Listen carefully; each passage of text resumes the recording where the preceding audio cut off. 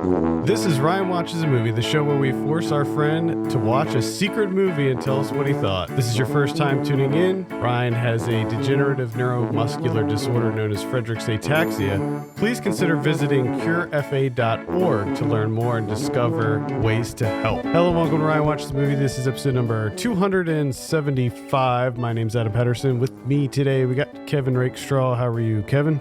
I'm pretty good. We're also joined by Ryan Holes. Back again. How are you, Ryan? Good. Ryan had some technical issues last week, and the technical issues continue this week, so apologies for any kind of weird audio stuff that happens on his end. He's using his iPhone to communicate with us today, so hopefully it'll sound passable. What movie did we have you watch this week? The Children. The Children. This is from 1980. We picked this in honor of Children's Day coming up. I got a synopsis here. A nuclear plant leak turns a busload of children into murderous atomic zombies with black fingernails. Yep. This is directed by Max Kalmanowitz. You like that synopsis, Kevin? I love the black fingernails. Yeah, the fact they play a huge role. Like, is it really that necessary to include that? They focused in on the fingernails if you're done. So it is an important factor. All right. So Ryan, tell us a little bit about The Children. Well, it's a trauma movie. That it is. I was excited to watch it because I was entertained by them. Then I started watching it, and it was a disaster right from the beginning. What I saw happen was that the kids are on the school bus, and they're like, elementary age kids. And at the very beginning of the movie, they're singing various songs on their way home from school. And one of the songs is Being on the Wall. So it's little kids singing about being on the wall. Well, that's fine. That's not an adult song. A lot of kids sing that song. Yeah. But go ahead. Are you serious? What, you No. sang that song as an adult? I mean, I always knew that song is like pretty much a kid's song. Yeah. It's an adults only song. It seems very weird to me. Well, a lot of old children's songs are weird. I mean, the one about eating worms. Come on, Yeah. I find that to be more strange than the 99 bottles of beer. Talking about eating worms. Weird, little kids start singing about beer, like being all normal. Alright, so they're on this bus, and the bus just gonna, you don't see it happen, but it's just gonna stop in the middle of the road, and the entire bus driver kids, they'll flee. So the bus is empty, sitting in the middle of the road with the bus door hanging open. And along comes a cop, and he stops and looks at the bus and realizes everyone is missing.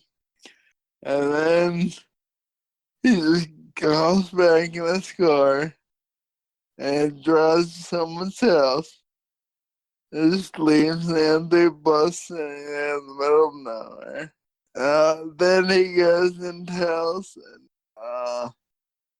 one of the other people has kids, and they go back to check out the bus, and they again see all the children missing, and they again just completely walk away from the bus, which is sitting in the middle of nowhere, in the middle of the road.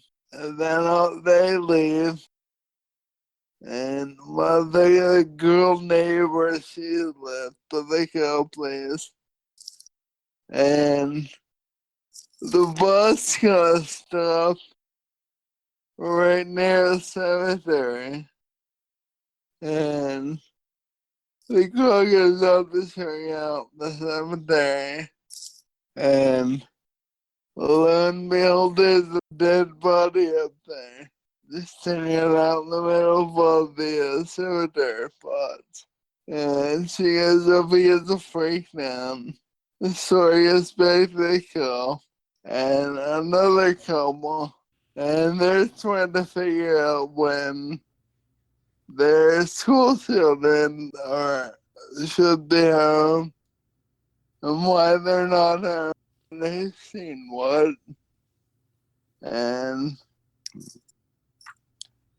finally they cut to a kid that runs up to the first neighbor lady from the cemetery and hugs her, and she instantly catches on fire and burns. So apparently, when these little kids hug you, they see it, they just put their arms out like zombies. They run to you, hug you, burn you, leave you alone. And you die. Oh, that sounds amazing. Hug you, burn you, leave you alone. So they're trying to figure out, they're still trying to figure out what kids are affected and what kids are not affected. And towards the end of the movie, they end up in this house with one of the couples, and everyone has guns, and they're all shooting at all these little kids. And one of them takes a samurai sword and cuts the little kid's hands off. I'm sorry, did you say sword? Oh, yeah. Sword? Where did he get the sword? He's gonna have it. Because You don't keep samurai swords around the house, Kevin? That, like, was it in the house and he just happened to grab it, or has he been just for whatever reason carrying a sword around with him? a cop and his wife own a gun store. Oh, okay. And it's in their store. So he dabbles in swords too. Okay. So he cuts the kid's hands off. The kid doesn't scream out in pain. He just kind of moans, falls over and dies. And they keep doing it.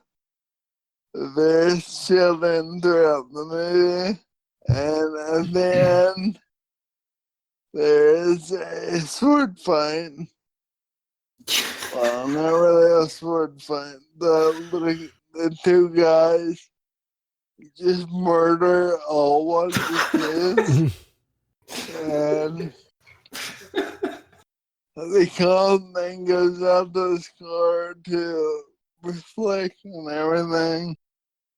And a little girl comes right back and grabs him and sets him on fire.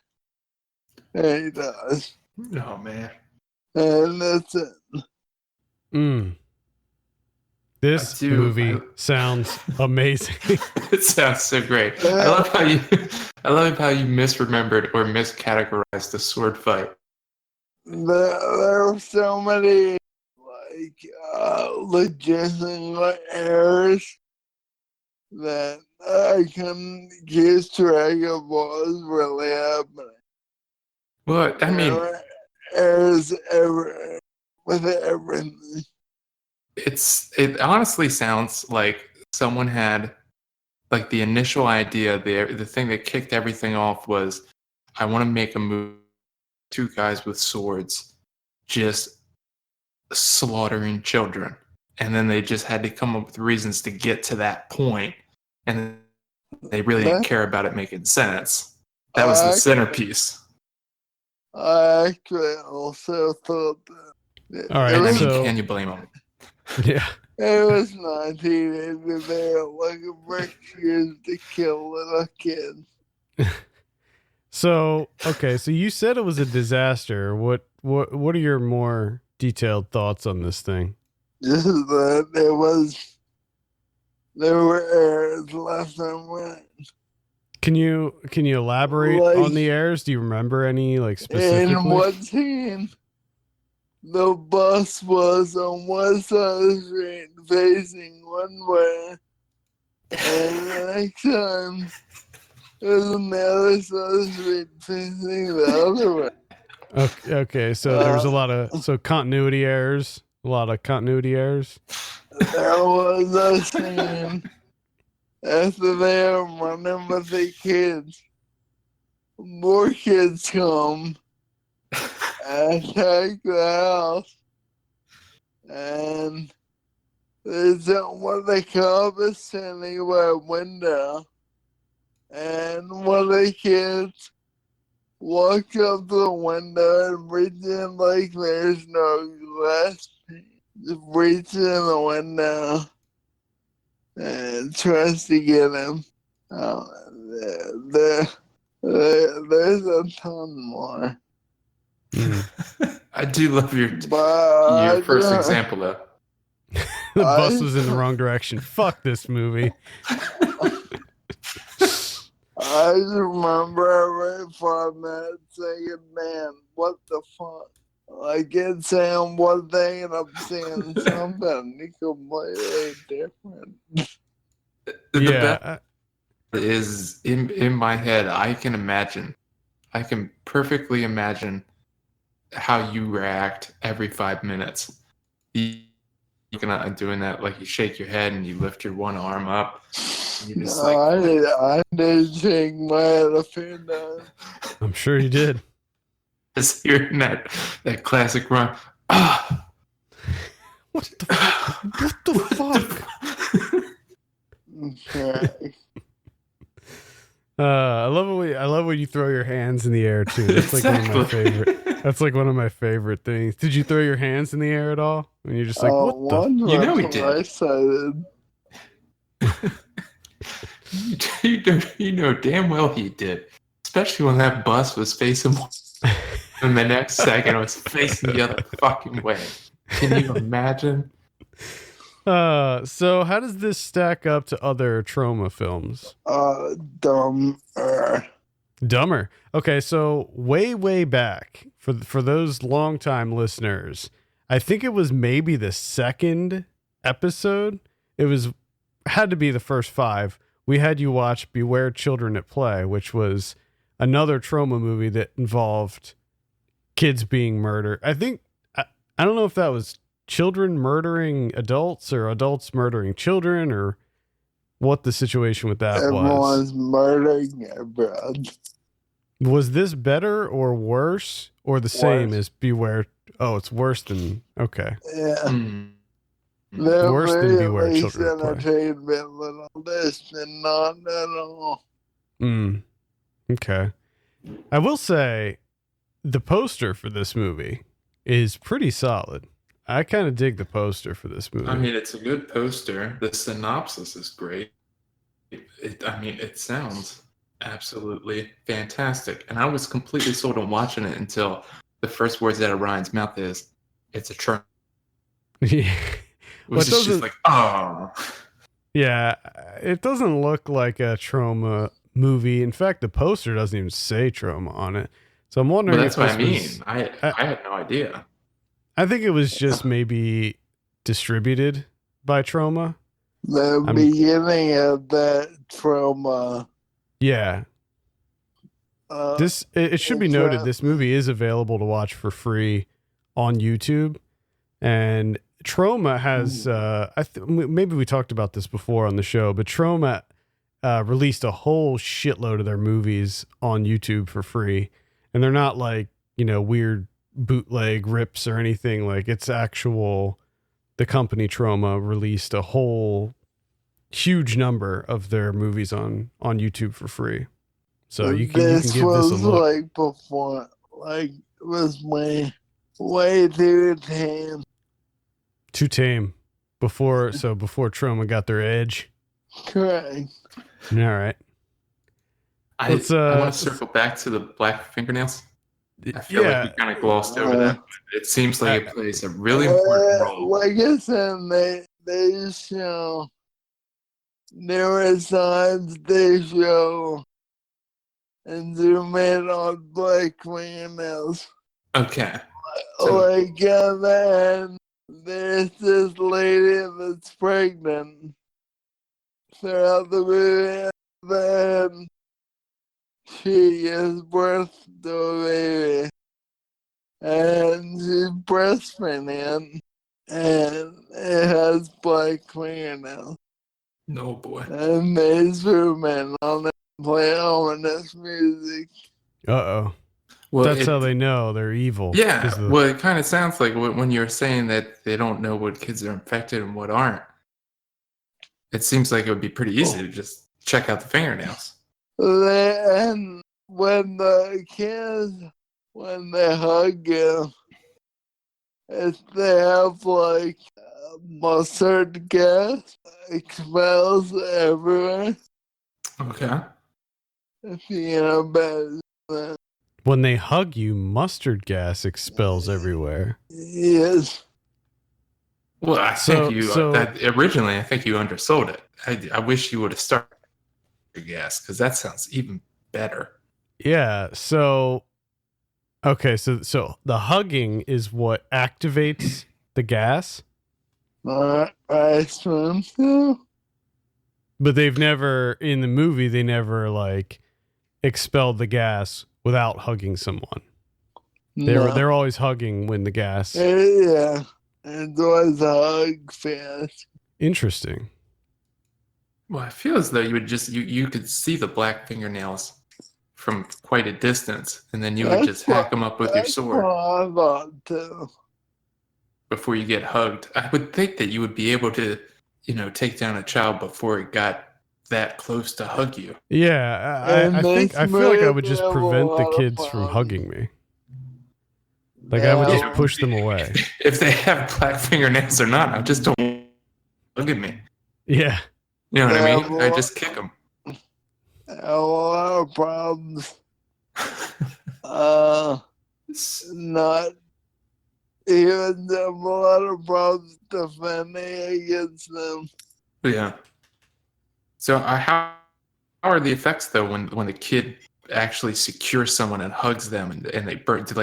Does the adult like literally catch fire, or do they just like burn? Yeah, pretty much. They catch one. They actually catch fire. Yeah.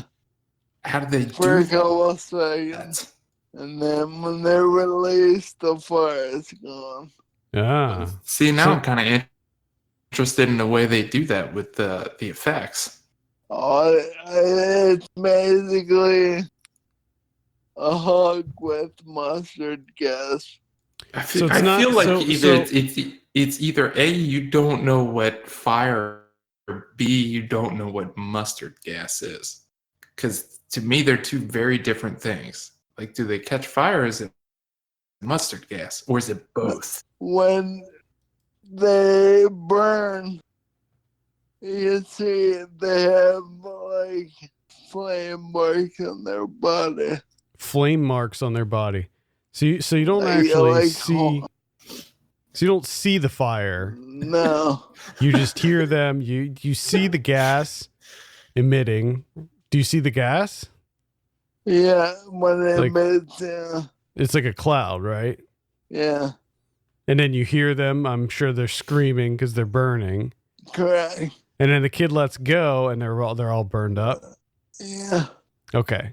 I think I understand. Now I'm wondering, like, is it really mustard gas, or is it more of the adult human just smoldering? There's definitely a lot of yellow gas. Okay, so it Yellow is gas. yellow. All right. Well, it could have to do with the toxic waste fume stuff. So maybe it's more of like a radioactive waste type of burn. I don't know. It all sounds kind of wonderful, really. Got to be honest. Remember a game that we used to play about zombies? What that? 360? 360? Not Dying Light. No, who made Dying Light? It was a game very similar to Dying Light. Dead Island. Yes. Remember when they burned people? Yeah. They have like a pile of bodies that burn. Yes. Remember how the burn working all over their body? Like some parts are really Yeah. I think I know. man. Yeah, I think I know what you're talking about. I think I got you. They're burned. Yeah. Let's talk about the director, Max Kamanowitz. We're getting way too far into the weeds with this, Kevin. We need to move on. Well, it seems like we should have been able to clear that up rather quickly.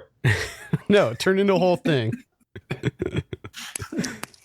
So this guy only directed one other movie in 1984. It was called Dreams Come True.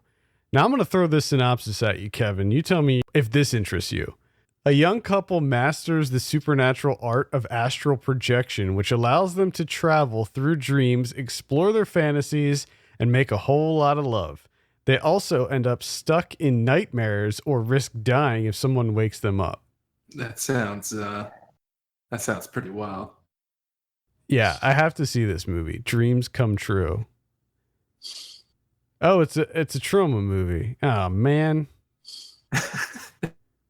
Yeah, it says Lloyd Kaufman and Michael Hertz present a trauma team release. Dreams Come True. Damn.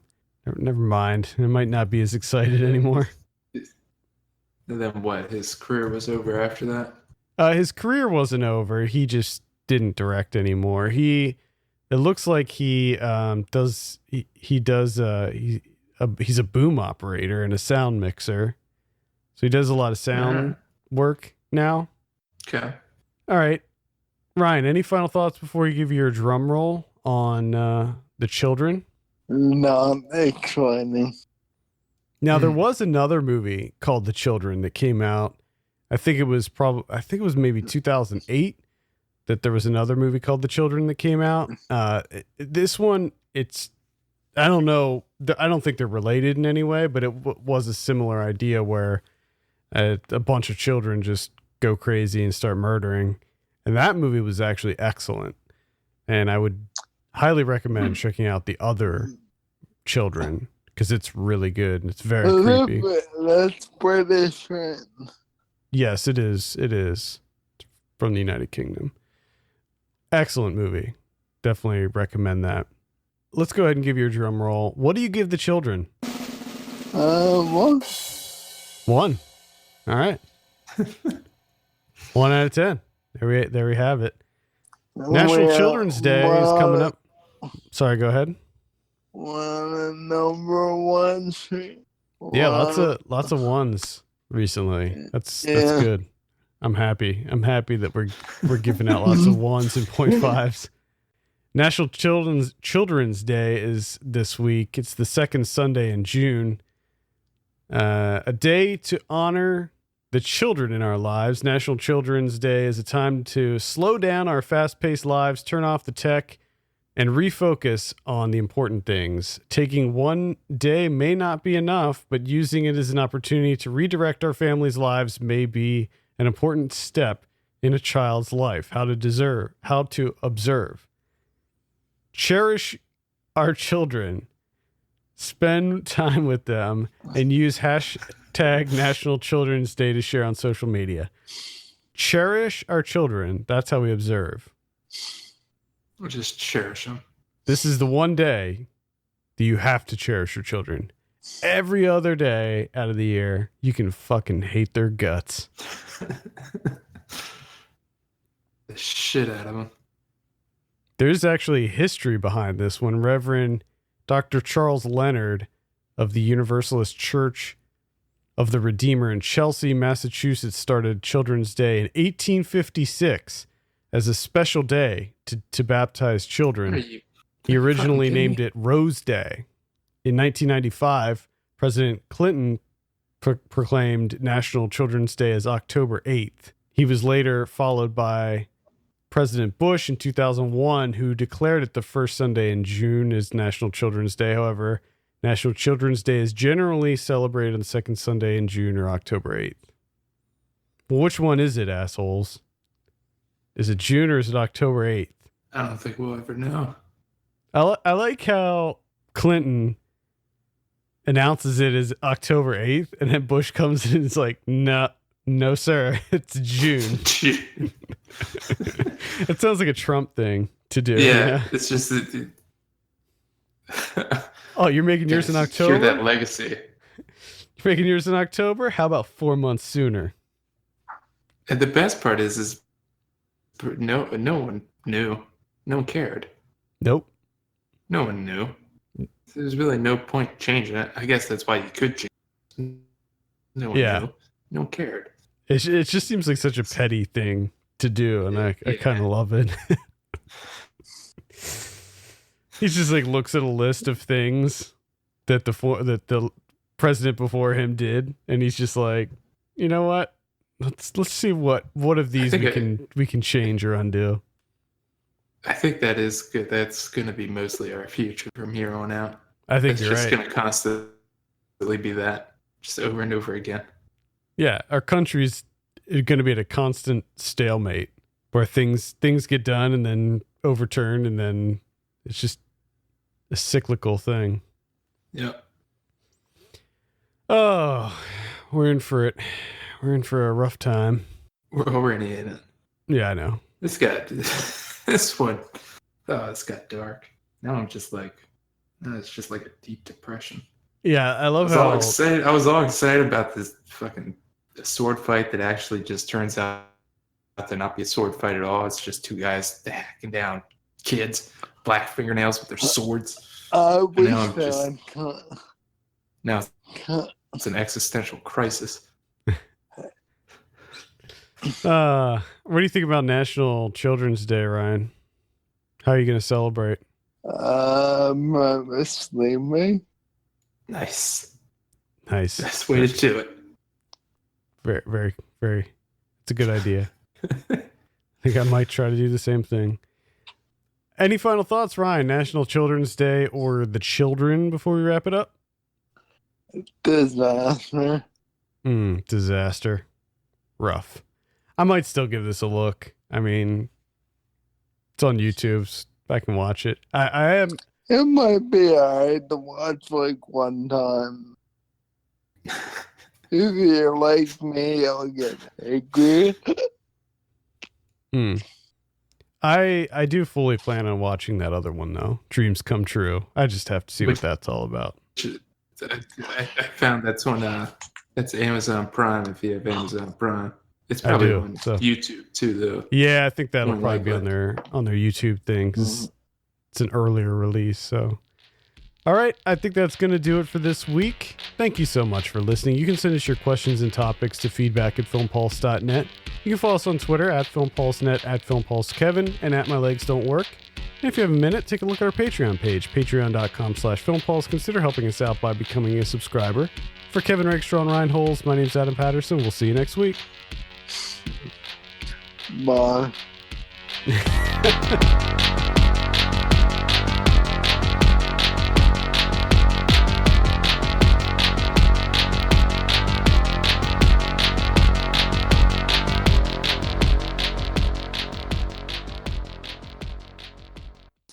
If if this interests you. All right. What is the noise? You're making noises, Ryan.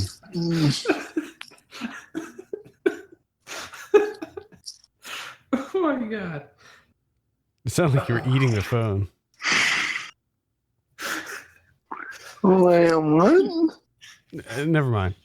I can't take it.